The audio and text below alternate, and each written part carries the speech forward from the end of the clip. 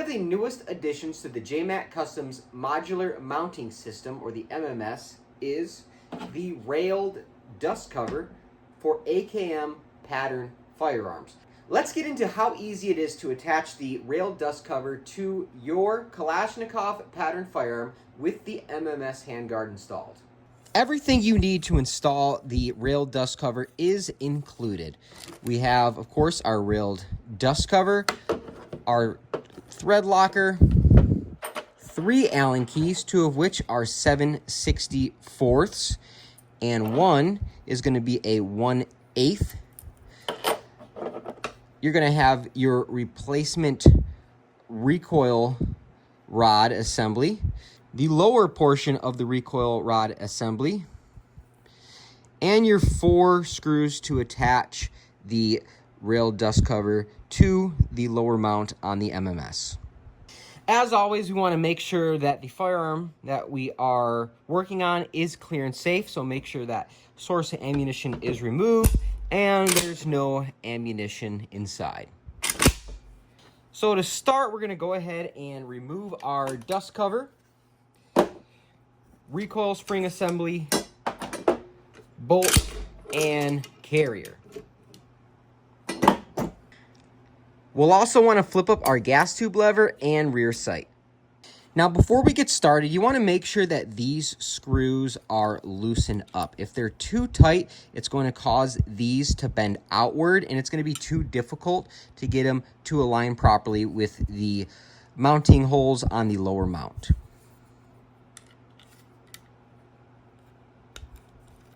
And once you have that loosened up, you should be able to go ahead, slide it right into place.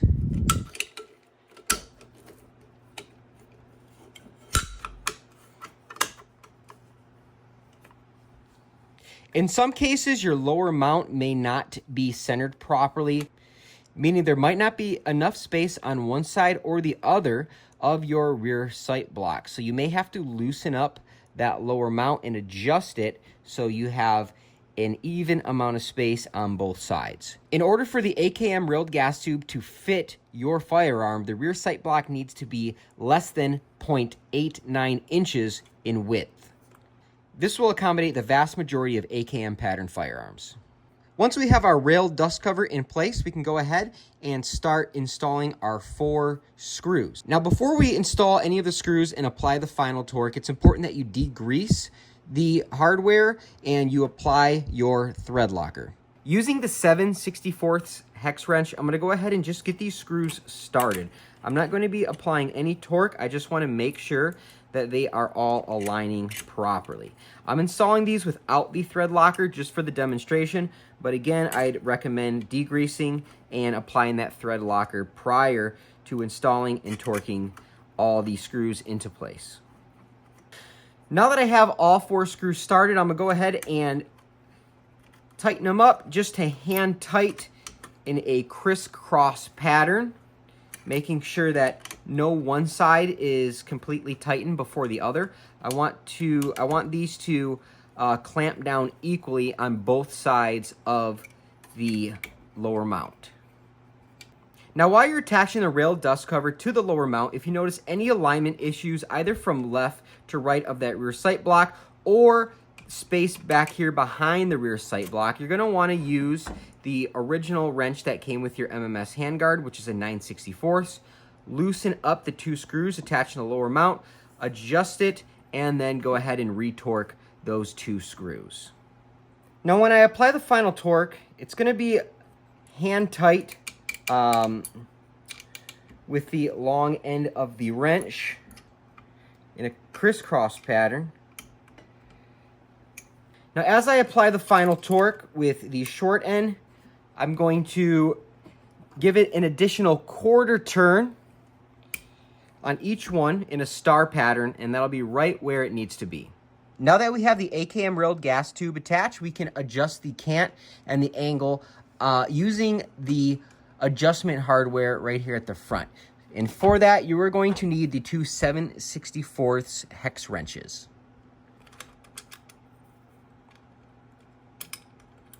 On both sides, you're going to see these pieces of hardware here, and if you look on the inside, you're going to see they have an octagonal shape. So there's 8 sides. Inside of here, you're going to see a square hole. If I can get the light in there properly, this is a square hole. So there's 8 different ways you can set this. So once you remove these, you're going to go ahead, raise, lower, bring your real dust cover forward or back, whatever is going to fit best on your rifle. Realign those holes and then reinstall these. And you're going to have to use both hex wrenches because the opposite side will spin as you apply torque to the other. So you can see currently there is a slight gap at the rear. We want to close that gap up. So I'm going to go ahead and remove that adjustment hardware, bring the railed dust cover back, and then reinstall the hardware.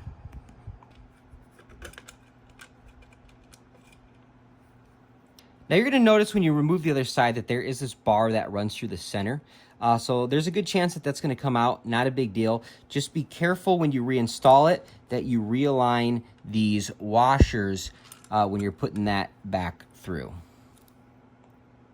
So you can see the current location of that through hole. As I pull the dust cover back, you can see it shifted back a little bit. You can see here these washers pop slightly out of place there. No big deal. As we put that bar back through, we're just going to go ahead and realign them. You also want to check the height of your rail dust cover or the angle from front to rear, making sure it's fairly level. So if you need to bring it up or down, you can do that as well. So once you figure out where that rail dust cover needs to be, then you're going to install the alignment hardware in one of the 8 positions. Whichever one coincides with where your dust cover needs to be, you're just going to go ahead, insert it, and once it's in place, it should stay where it needs to stay. Now I'm going to go ahead, insert the other side with this sleeve here in the middle, and that's going to lock it into place. So you can see now that that bar is in place, this is not going to be moving. These are loose, these are not installed tightly, but due to that square shape on the inside, it allows it, even if these were to come loose, for it to stay in the same spot that it's supposed to. However, we are still going to torque these, and again, like everything else, I'd recommend degreasing and applying thread locker to these screws before applying final torque.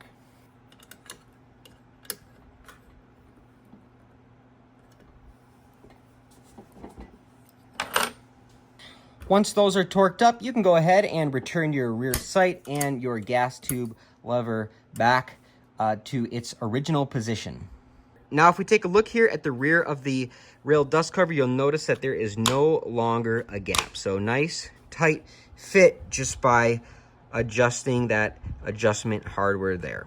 Now we're going to go ahead and install the lower portion of our recoil rod assembly.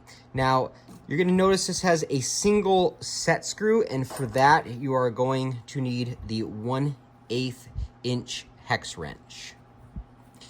So go ahead, flip that dust cover up out of the way, and this is going to go into your rear trunnion or the rear of your receiver on a milled rifle, and this is going to be, in most cases, a fairly tight fit. So if you take a look at the rear of the lower portion of the recoil rod assembly here, you're going to have this part here that is sticking out, and that's what allows the rear of the dust cover to center consistently every time you open and close your dust cover.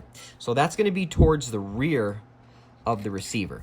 This is going to be a fairly tight fit in most cases. Just make sure that this set screw is loosened up and it's not sticking past the bottom portion of this piece of hardware here. And again, degrease, apply thread locker prior to final torque.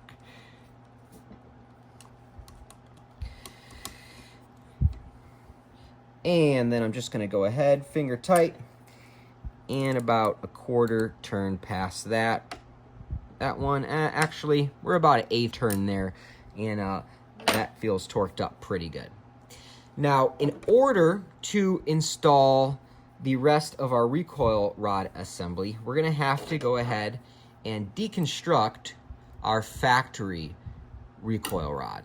So I went ahead and moved the rifle out of the way to give myself a little bit more space to work. If you have not done this before, this is a fairly simple process. This would be a great time if you wanted to upgrade your factory recoil spring. You're going to be removing that completely, so if you have a new one that you want to install, this would be the perfect opportunity. So if you take a look at your recoil rod assembly, you're going to notice that there's two portions in here. This part, which is what we're going to be replacing, and then you have the front end here and this end piece. We're going to need the spring, the front portion, and the end piece, and we're going to add that on the MMS recoil assembly portion there. So to start off, we're just going to go ahead and compress the spring enough to where we can grab the end of this and bring it through sideways like so. So it's kind of in almost like the letter T. And that's going to allow us to easily remove this end portion here. And then I'm just going to carefully bring this off, release the tension on the spring. Try not to lose everything in the process. And now we have that disassembled. So we can take our factory rear portion here of the recoil assembly, place that aside, and now we have the MMS recoil spring assembly that we can start building up. So all I'm going to do is take the spring, compress it onto that. It helps to put the tail end against a hard surface. Go ahead, take your end portion, put it through, make that T again. That's going to retain the spring and allow you to work with this end piece a little more easily. So I'm going to go ahead and work that into place. Now I want to make sure I kind of pinch the ends of this so that it stays retained in here while the spring is able to put pressure on that, because the spring tension is what keeps this from just falling off. So I'm going to go ahead, pinch that, bring this out, let that spring release, and that's it. We have our recoil spring assembly ready to be installed.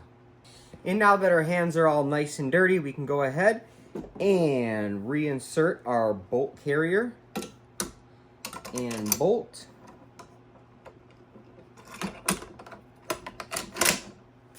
And then finally our recoil spring assembly.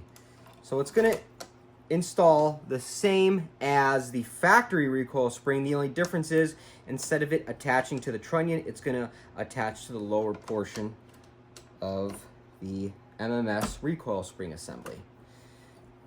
We can close our dust cover and then go ahead, rack the bolt 2 or 3 times just to make sure the rear portion here extends fully out the back of the rail dust cover. So you can see how it's looking there. This divot in the back, that allows you to use a bullet if you need to push this in for quick and easy disassembly. So there it is, very easy to integrate that rail dust cover into the JMac modular mounting system. It's a great way to attach optics to your firearm. This rail dust cover gives you a lot of space depending on what type of optic you want to use, whether it be a scope, a red dot, magnifier, or even a prism optic that you can run way back here to the rear. So if you have any questions, feel free to reach out over on the JMac Customs website using the contact form. Let me know what you think about the railed dust cover down in the comments below, and thanks for watching.